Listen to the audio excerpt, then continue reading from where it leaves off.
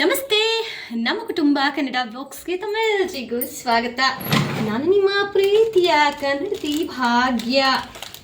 Friends, ಇವತ್ತು ಪೂಜೆ ಮಾಡ್ತಾ ಇದ್ದೀನಿ. ಗುರುವಾರ.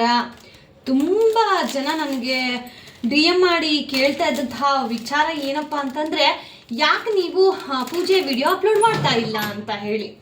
ಸೊ ಯಾಕೆ ಅಂತಂದರೆ, ದೇವರ ಮನೆಯಲ್ಲಿ ಪ್ರತಿ ಸತಿ ನಾವು ಪೂಜೆ ಮಾಡಿದಾಗ ತೋರಿಸೋದಾಗಿರಲಿ, ಅದೆಲ್ಲವೂ ಅಷ್ಟು ಶ್ರೇಷ್ಠವಲ್ಲ. ಅಂದರೆ ದೇವರ ಮನೆ ಅನ್ನೋದು ನಮಗೆ ಮಾತ್ರ ಸ್ವಂತವಾಗಿರಬೇಕು. ಆದ್ರೂ ತುಂಬ ಜನ ಕೇಳ್ತಾ ಇದ್ರು ಅಂತ ಹೇಳಿ ನಾನು ಮೊದಲೆಲ್ಲ ಪೂಜೆ ವಿಡಿಯೋಗಳನ್ನು ಶೇರ್ ಮಾಡ್ತಾ ಇದ್ದೆ. ಬಟ್ ನಾನು ಹೇಳ್ತೀನಿ, ದಯವಿಟ್ಟು ಪ್ರತಿ ಸತಿ ದೇವ್ರ ಮನೇನ ಎಲ್ರಿಗೂ ತೋರ್ಸಕ್ಕೆ ಹೋಗಬೇಡಿ, ಅದು ಅಷ್ಟು ಶ್ರೇಷ್ಠವಲ್ಲ. ಸೊ ಹಾಗಾಗಿ ಆದಷ್ಟು ನಾನೀಗ ಕಡಿಮೆ ಒಂದು ದೇವ್ರದ್ದು ವಿಡಿಯೋಗಳಾಗಿರಲಿ, ದೇವ್ರ ಮನೆ ವಿಡಿಯೋ ಆಗಿರಲಿ, ಇದನ್ನು ಶೇರ್ ಮಾಡ್ತಾ ಇದ್ದೀನಿ. ಕೆಲವೊಂದು ದೇವ್ರ ಮನೆಯಲ್ಲಿ ಅಪ್ಡೇಟ್ಗಳನ್ನು ಹೇಳೋದಾದರೆ, ನಮ್ಮ ಮನೆಗೆ ಹರಹರ ಮಹಾದೇವ ಮಾದೇಶ್ವರನ ಒಂದು ಆಗಮನ ಆಗಿದೆ. ಇನ್ನು ಕಳಶಕ್ಕೆ ನಾನು ಯಾವುದೇ ಥರದ ತೆಂಗಿನಕಾಯಿ ಇಡ್ತಾ ಇಲ್ಲ. ಯಾಕೆ ಅಂತ ಹೇಳಿ ವಿಡಿಯೋ ಪೂರ್ತಿ ನೋಡಿ ನಾನು ತಿಳಿಸ್ಕೊಡ್ತೀನಿ. ಆಮೇಲೆ ನಮ್ಮ ಮನೆಗೆ ಮುಕ್ಕೋಟಿ ದೇವರು ಇರ್ತಕ್ಕಂತಹ ಗೋಮಾತೆಯ ಒಂದು ಫೋಟೋ ವೈಕುಂಠ ಏಕಾದಶಿ ದಿನನೇ ಬಂದಿದ್ದು. ಅದು ಒಂದು ರೀತಿ ವಿಶೇಷ ಅಂತಲೇ ಹೇಳ್ಬೋದು. ಇದ್ರ ಬಗ್ಗೆ ನಾನು ಕಂಪ್ಲೀಟ್ ವಿಡಿಯೋನ ಶೇರ್ ಮಾಡ್ತೀನಿ. ಸೊ ನೋಡ್ತಾ ಹೋಗಿ. ಆ್ಯಂಡ್ ಹೊಸದಾಗಿ ಯಾರಾದರೂ ನೋಡ್ತಾ ಇರೋರು, ಇವತ್ತು ರಾಯರ ವಾರ, ದಯವಿಟ್ಟು ಒಂದು ಲೈಕ್ ಮಾಡಿ. ಆ ರಾಯರು ನಿಮಗೂ ಒಳ್ಳೇದು ಮಾಡಲಿ, ನಿಮ್ಮ ಕುಟುಂಬಕ್ಕೂ ಒಳ್ಳೇದು ಮಾಡಲಿ ಅಂತ ಹೇಳ್ತಾ ಲೆಟ್ ಸ್ಟಾರ್ಟ್ ದ ವಿಡಿಯೋ. ಪೂಜೆ ವಿಡಿಯೋ ಆಗಿರುತ್ತೆ, ಬೇರೆ ಏನೂ ಎಕ್ಸ್ಪೆಕ್ಟ್ ಮಾಡ್ಕೋಬೇಡಿ. ಪೂಜೆ ಅಂತ ಅಂದರೆ ಒಂದು ರೀತಿ ಮನಸ್ಸಿಗೆ, ದೇಹಕ್ಕೆ, ಎರಡಕ್ಕೂ ಒಂದು ರೀತಿ ಎಕ್ಸಸೈಸ್ ಇದ್ದಾಗೆ. ಯಾಕೆ ನಾನು ಈ ಮಾತು ಹೇಳ್ತಾ ಇದ್ದೀನಿ ಅಂತ ಅಂದರೆ, ನಮ್ಗೆ ಎಷ್ಟೇ ಟೆನ್ಷನ್ ಇರಲಿ, ಎಷ್ಟೇ ಒಂದು ಬೇಜಾರಿರಲಿ, ಇವೆಲ್ಲ ಹೋಗುವಂಥದ್ದು ಪೂಜೆ ಮಾಡಬೇಕಾದ್ರೆ, ಭಗವಂತನ ಧ್ಯಾನ ಮಾಡಬೇಕಾದ್ರೆ ನಮ್ಗೆ ಈ ರೀತಿ ನೆಗೆಟಿವ್ಗಳು ಯಾವುದೂ ಇರೋದಿಲ್ಲ. ಇದ್ರ ಬಗ್ಗೆ ಕಂಪ್ಲೀಟ್ ತಿಳಿಸ್ಕೊಡ್ತೀನಿ, ನೋಡ್ತಾ ಹೋಗಿ. ಸೊ ದಯವಿಟ್ಟು ವಿಡಿಯೋನ ಲೈಕ್ ಮಾಡೋದು, ಸಬ್ಸ್ಕ್ರೈಬ್ ಮಾಡೋದು, ಒಂದೇ ಒಂದು ಕಮೆಂಟ್ ಹಾಕೋದು ಮಾತ್ರ ಮರಿಬೇಡಿ. ಗಜಾನನಂ ಭೂತಗಣಾದಿಸೇವಿತಂ ಕಪಿಲ ಜಂಬೂ ಫಲಸಾರ ಭಕ್ಷಿತಂ ವ್ಯೋಮಾಸುತಂ ಶೋಕ ವಿನಾಶ ಕಾರಣಂ ತಮಾಮಿ ವಿಘ್ನೇಶ್ವರ ಪಾದ ಪಂಕಜಂ. ಸರ್ವಮಂಗಲ ಮಾಂಗಲ್ಯೆ ಶಿವೆ ಸರ್ವಾರ್ಥ ಸಾಧಿಕೆ ಶರಣ್ಯೇ ತ್ರ್ಯಂಬಕೆ ಗೌರಿ ನಾರಾಯಣಿ ನಮೋಸ್ತುತೆ. ನಮಸ್ತೆಸ್ತು ಮಹಾಮಾಯಿ ಶ್ರೀಪೀಠೆ ಸುರಪೂಜಿತೆ ಶಂಕು ಚಕ್ರ ಗದಾಹಸ್ತೆ ಮಹಾಲಕ್ಷ್ಮೀ ನಮೋಸ್ತುತೆ. ಪೂಜ್ಯಾಯ ರಾಘವೇಂದ್ರಾಯ ಸತ್ಯಧರ್ಮರತಾಯ ಚ ಭಜತಾಂ ಕಲ್ಪವೃಕ್ಷಾಯ ನಮತಾಂ ಕಾಮಧೇನವೇ. ಅನ್ನಪೂರ್ಣೆ ಸದಾ ಪೂರ್ಣೆ ಶಂಕರ ಪ್ರಾಣವಲ್ಲಭೆ ಜ್ಞಾನ ವೈರಾಗ್ಯ ಸಿದ್ಧ್ಯರ್ಥಂ ಭಿಕ್ಷಾಂ ದೇಹಿ ಚ ಪಾರ್ವತಿ. ದೀಪಂ ಜ್ಯೋತಿ ಪರಬ್ರಹ್ಮ ದೀಪಂ ಸರ್ವತೋಪಹ ದೀಪೇನ ಸಾಧ್ಯತ ಸಂಧ್ಯಾ ದೀಪಂ ನಮೋಸ್ತುತೆ. ಜಯ ಗಂಗ ಜಟಾಧರ ಗೌರಿ ಶಂಕರ ಗಿರಿಜಾ ಮನೋರಮಣ ಜಯ ಮೃತ್ಯುಂಜಯ ಮಹಾದೇವ ಮಹೇಶ್ವರ ಮಂಗಳ ಶುಭಕರಣ. ನಂದಿ ವಾಹನ ನಾಗಭೂಷಣ ನಿರುಪಮ ಗುಣ ಸದನ ನಟನ ಮನೋಹರ ನೀಲಜಾಕ್ಷ ಶಿವ ನೀರಜಗಳ ನಯನ ನೀರಜಗಳ ನಯನ. ಯಾಕೆ ನಾವು ಶ್ಲೋಕಗಳನ್ನು ಪಠನೆ ಮಾಡಬೇಕು ಅಂತ ಅಂದರೆ, ಪೂಜೆ ಮಾಡಬೇಕಾದ್ರೆ ತುಂಬ ಜನ ಹೇಳ್ತಾ ಇರ್ತಾರಲ್ವಾ, ಅಕ್ಕ ನಾನು ಪೂಜೆ ಮಾಡಬೇಕಾದ್ರೆ ನನ್ನ ಮೈಂಡ್ ಹೇಗೆಗೋ ಎಲ್ಲೆಲ್ಲೋ ಹೋಗ್ತಾ ಇರುತ್ತೆ, ಏನೇನೋ ಯೋಚನೆಗಳು ಬರ್ತಾ ಇರುತ್ತೆ ಅಂತ ಹೇಳಿ. ಸೊ ಪೂಜೆ ಮಾಡಬೇಕಾದ್ರೆ ನಿಮ್ಮ ಮನಸ್ಥಿತಿ ಅಂದರೆ ನಿಮ್ಮ ಮನಸ್ಸು ಹಿಡಿತದಲ್ಲಿ ಇರಬೇಕು. ಯಾಕೆ ಅಂತಂದರೆ, ನಮ್ಮ ದೇಹದಲ್ಲಿ ತುಂಬ ಚಂಚಲವಾದಂತಹ ಒಂದು ಭಾಗ ಅಂದರೆ ಅದು ನಮ್ಮ ಮನಸ್ಸು. ಸೊ ಮನಸ್ಸಿಟ್ಟು ಪೂಜೆ ಮಾಡಬೇಕು ಅಂತ ಅಂದರೆ ನಾವು ಈ ರೀತಿ ಶ್ಲೋಕಗಳನ್ನು ಪಠನೆ ಮಾಡಿ ಪೂಜೆ ಮಾಡೋದ್ರಿಂದ ಮನಸ್ಸಿನ ಏಕಾಗ್ರತೆ ಹೆಚ್ಚಾಗುತ್ತೆ, ಭಗವಂತನಿಗೂ ಮತ್ತು ನಮಗೂ ನಡುವೆ ಒಂದು ಸೇತುವೆ ಆಗುತ್ತೆ ಅನ್ನೋ ಒಂದು ಕಾರಣಕ್ಕೆ.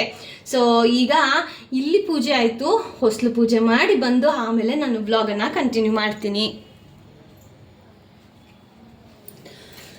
ಆರತಿಯನ್ನು ಬೆಳಗಿರೆ ಶ್ರೀದೇವಿ ಸಹಿತ ವಿಠಲಗೆ, ರುಕ್ಮಿಣೀಶ ಕೃಷ್ಣಗೆ, ಜಯ ಜಾನಕಿ ಪತಿ ರಾಮಗೆ, ಜಗವ ಉದರದಿ ಧರಿಸಿಹ ಜಯ ರಾಮ ವಿಠಲ ದೇವಗೆ, ಆರತಿಯನ್ನು ಬೆಳಗಿರೆ ಶ್ರೀದೇವಿ ಸಹಿತ ವಿಠಲಗೆ, ಕಂಬದಿಂದಲೇ ಉದಿಸಿ ಬಂದ ಕಮಲಪತಿ ನರಸಿಂಹಗೆ, ವಾಮನ ವಟುವಾಗಿ ಬಂದಗೆ ವೆಂಕಟಾಚಲವಾಸಗೆ,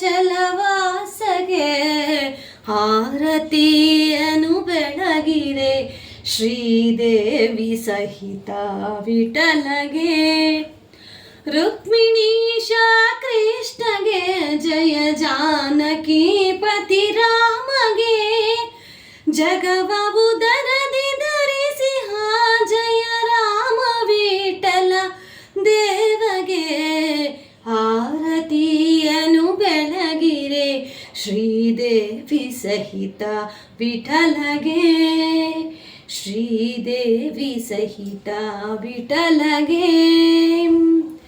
ಓಂ ಶ್ರೀ ಗುರು ರಾಘವೇಂದ್ರಾಯ ನಮಃ. ಓಂ ಶ್ರೀ ಗುರು ರಾಘವೇಂದ್ರಾಯ ನಮಃ. ಓಂ ಶ್ರೀ ಗುರು ರಾಘವೇಂದ್ರಾಯ ನಮಃ.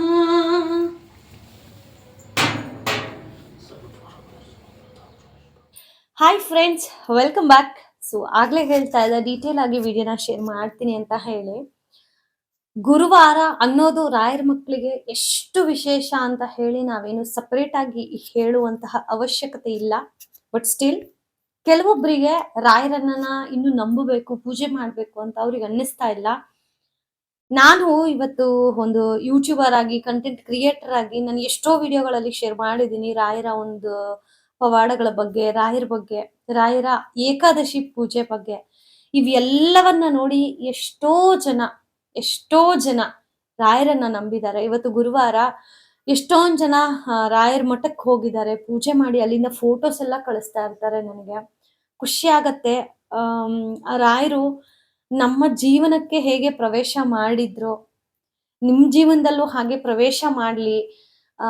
ಗೊತ್ತೋ ಗೊತ್ತಿಲ್ದೇನೋ ಮಾಡಿರುವಂತಹ ಕರ್ಮಗಳಿಗೆ ಅದಕ್ಕೆ ತಕ್ಕಂತ ಫಲಗಳನ್ನ ಕೊಡ್ತಾ, ನಾವ್ ಎಷ್ಟೇ ತಪ್ಪುಗಳನ್ನ ಮಾಡಿದ್ರು ಅದನ್ನ ತಿದ್ದಿ ಒಂದೊಳ್ಳೆ ದಾರಿಯಲ್ಲಿ ನಡೆಸ್ಕೊಂತ ಮುಂದಕ್ಕೆ ಕರ್ಕೊಂಡು ಹೋಗ್ಲಿ ಅಂತ ಹೇಳಿ ಆ ಭಗವಂತ ರಾಯರಿಗೆ ಕೇಳ್ಕೊತೀನಿ.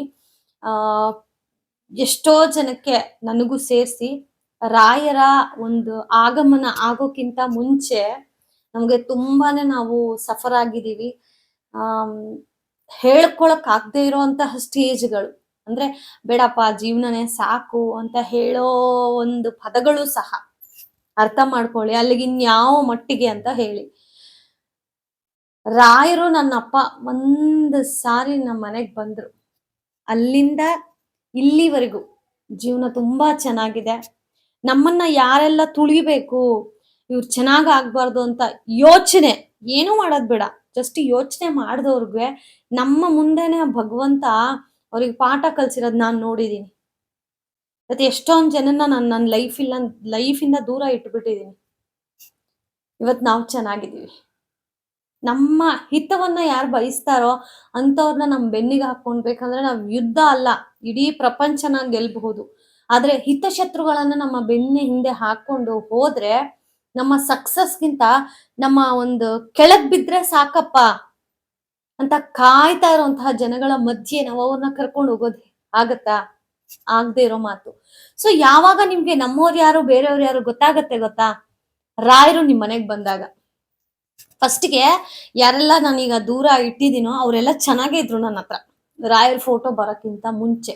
ರಾಯರು ನಮ್ಮ ಮನೆಗ್ ಬಂದು ನಾನು 3 ವಾರ ಒಂದು ವ್ರತವನ್ನ ಮಾಡ್ಕೊಂಡೆ. ಅದು ಇಲ್ಲಿವರೆಗೂ ಯಾರಿಗೂ ಹೇಳಿಲ್ಲ ನಾನು.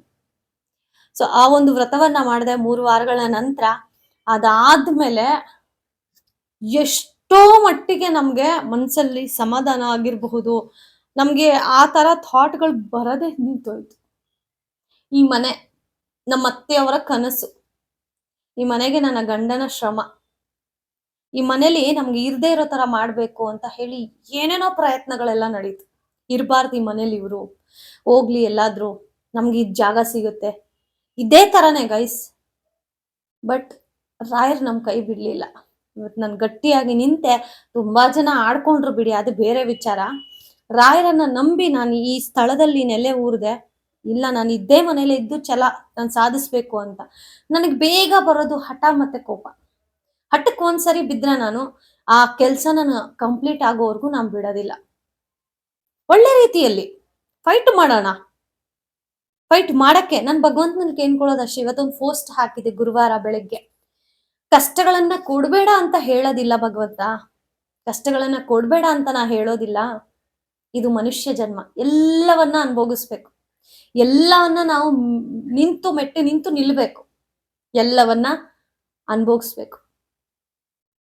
ಆ ಕಷ್ಟಗಳನ್ನ, ನೀನು ಕೊಡುವಂತಹ ಕಷ್ಟಗಳು ಅಥವಾ ಕರ್ಮ ತರುವಂತಹ ಕೆಲ್ಸಗಳು, ಕಷ್ಟಗಳು, ಇವನ್ನ ನಮಗೆ ಧೈರ್ಯವಾಗಿ ಎದುರಿಸುವಂತ ಶಕ್ತಿ ಕೊಡು, ಆ ಕಷ್ಟಗಳನ್ನ ಎದುರಿಸುವಂತಹ ಶಕ್ತಿ ಕೊಡು ಭಗವಂತ ಅಂತ ಹೇಳಿ ನಾನೊಂದು ಪೋಸ್ಟ್ ಹಾಕಿದ್ದೆ. ತುಂಬಾ ಜನ ಕಮೆಂಟ್ ಮಾಡಿದೀರಾ, ತುಂಬಾ ಜನ ಶೇರ್ ಮಾಡ್ಕೊಂಡಿದ್ದೀರಾ, ಖುಷಿ ಆಗತ್ತೆ.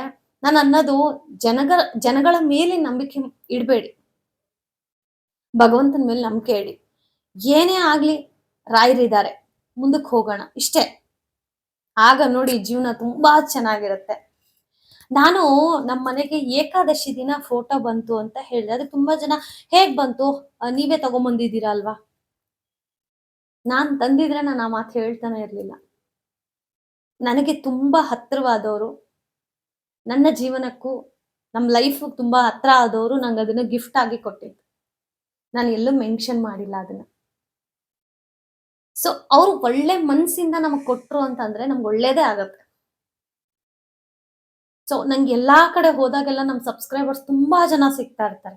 ಕೆಲವೊಬ್ರಿಗೆ ಇಷ್ಟ ಇರುತ್ತೆ, ಕೆಲವೊಬ್ರಿಗೆ ವಿಡಿಯೋ ಬರಕ್ ಇಷ್ಟ ಇರೋದಿಲ್ಲ. ಸೊ ಆ ತರ ಟೈಮಲ್ಲಿ ಅವ್ರು ಎಷ್ಟು ನನ್ಗೆ ಆ ಪ್ರೀತಿ ಕೊಡ್ತಾ, ಪ್ರೀತಿ ಸಾಕು, ನೀವು ಗಿಫ್ಟ್ ಎಲ್ಲ ಏನು ಕಳಿಸ್ಬೇಡಿ, ನನಗ ಆ ಪ್ರೀತಿನೇ ಸಾಕು. ಬಟ್ ಆದ್ರೂ ಇಲ್ಲ, ನೀವು ಬಂದಿದ್ದೀರಾ, ಏನಾದ್ರೂ ತಗೋಬೇಕು ನೀವು ಅಂತ ಹೇಳಿ ಕೊಡಿಸ್ತಾರಲ್ಲ, ಅದ್ರಲ್ಲಿ ಅದು ಒಂದು ಖುಷಿ ಆಗತ್ತೆ. ನಮ್ಗೆ ರಾಯರ ಪವಾಡಗಳು ಅಂತ ವಿಡಿಯೋ ಮಾಡಿ ಅಂತ ತುಂಬಾ ಜನ ಕೇಳ್ತಾ ಇದ್ದೀರಾ. ಅದನ್ನ ಹೇಳ್ಕೊತಾ ಇದ್ರೆ ಕಣ್ಣಲ್ಲಿ ತಾನೇ ನೀರ್ ಬರುತ್ತೆ. ಯಾಕಂದ್ರೆ ಅಷ್ಟು ಕಷ್ಟದಿಂದ ಬೆಳೆದವ್ರು ನಾವು, ಸುಖದಿಂದ ಅಂತೂ ಬಂದವ್ರಲ್ಲ. ಹಾಗಂತ ನಾವು ಬಡವರು, ನಮ್ಗೆ ತಿನ್ನೋಕ್ಕಿಲ್ಲ ಆ ತರ ಇರ್ಲಿಲ್ಲ. ಬಟ್ ನಾವು ಒಂದು ಸಂಸಾರ ಅಂತ ಶುರು ಮಾಡಿದಾಗ ಎಷ್ಟು ಹೇಳು ಬೀಳುಗಳೆಲ್ಲ ಇತ್ತು ಅನ್ನೋದು ನಮಗ್ ಮಾತ್ರ ಗೊತ್ತು. ನಾನು ನನ್ನ ಗಂಡ ಎದುರಿಸಿರುವಂತಹ ಆ ಒಂದು ಕಷ್ಟಗಳು, ಆ ಎದುರಿಸಿರುವಂತಹ ಆ ಫೇಸ್ ಏನಿದೆಯಲ್ಲ, ಅದನ್ನ ಮತ್ತೆ ನಮ್ಗೆ ನೆನೆಸ್ಕೊಳಕ್ಕೂ ಬೇಡಪ್ಪ ಅಂತ ಅನ್ಸುತ್ತೆ. ಸುಖ ಎಲ್ರಿಗೂ ಬರುತ್ತೆ, ಇಲ್ಲ ಅಂತ ಹೇಳೋದಿಲ್ಲ. ನಿಮ್ಮ ಪಾಲಿಗೆ ಎಷ್ಟಿದೆಯೋ ಅಷ್ಟೇನೆ. ಇಲ್ಲ ನಾನು ಪಡ್ಕೊಂಡೇ ತಿರ್ತೀನಿ ಅಂತಂದ್ರೆ ನಿಮ್ಮ ಲೈಫಲ್ಲಿ ಇಲ್ದೇ ಇರೋದು ನೀವು ಜಪ್ಪಯ್ಯ ಅಂದ್ರೂ ಸಿಗಲ್ಲ. ಕೆಲವೊಬ್ರು ನೀವು ನೋಡಿ ಪೂಜೆನೂ ಸಹ ಮಾಡಿರೋಕ್ಕಿಲ್ಲ. Wait a minute, sorry guys, phone ಬಂತು. ಆಕ್ಚುಲಿ ಈಗ ನಾನು ವಿಡಿಯೋ ಮಾಡ್ತಾ ಇದ್ದೀನಿ, ಟೈಮಿಗೆ 10 ಗಂಟೆ. ನಾನು ಇಷ್ಟೊತ್ತಿಗೆ ವಿಡಿಯೋ ಮಾಡ್ತಾ ಇದ್ದೀನಿ, ಪೂಜೆ ಎಲ್ಲ ಆಗಿ. ಯಾಕೆ ಅಂತಂದ್ರೆ ನಂಗೆ ಇನ್ನೊಂದು ವಿಡಿಯೋ ಮಾಡಬೇಕು, ತುಂಬಾ ಅದು ಸಪ್ರೇಟ್ ವಿಡಿಯೋ ನಾನು ಮಾಡ್ತೀನಿ ಆದಷ್ಟು ಬೇಗ. ಜೀವನದಲ್ಲಿ ಸುಖ ಕಷ್ಟ ದುಃಖ ಏನೇ ಆಗಿರ್ಲಿ, ನಮ್ಗೆ ಎಷ್ಟು ಬರ್ಬೇಕಂತ ಅಷ್ಟೇ ಬರೋದು. ಇಲ್ಲ ನಾನು ಹಠದಿಂದ ಪಡ್ಕೊಂಡೇ ತೀರ್ತೀನಿ ಅಂತಂದ್ರೆ ಚಾನ್ಸೇ ಇಲ್ಲ. ಈಗ ಎಕ್ಸಾಂಪಲ್ ಹೇಳ್ಬೇಕು ಅಂತಂದ್ರೆ, ಪಾಪ ರಾಮ ಸೀತೆ ಆ ಕಥೆನ ನಾನು ಈ 2 ನಿಮಿಷದಲ್ಲಿ ಹೇಳಕ್ ಆಗದೇ ಇಲ್ಲ. ಒಂದು ಎಕ್ಸಾಂಪಲ್, ಸಣ್ಣ ಎಕ್ಸಾಂಪಲ್. ರಾವಣನ ತಂಗಿ ಶೂರ್ಪನಖಿ ರಾಮನ ಮೇಲೆ ಆಸೆ ಬೀಳ್ತಾಳೆ, ನಾನು ಪಡ್ಕೊಂಡೇ ತೀರ್ತೀನಿ ರಾಮನ್ನ ಅಂತ ಹೇಳಿ. ಆದ್ರೆ ಸೀತೆಯ, ರಾಮನ ಆ ಬಾಂಧವ್ಯ, ಅವರ ಒಂದು ಪ್ರೀತಿ ಯಾರಿಂದಾನು ದೂರ ಮಾಡಕ್ಕಾಗ್ಲಿಲ್ಲ.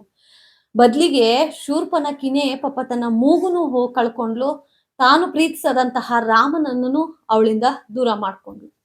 ಎಕ್ಸಾಂಪಲ್ ಅಷ್ಟೇ ಇವೆಲ್ಲನೂ.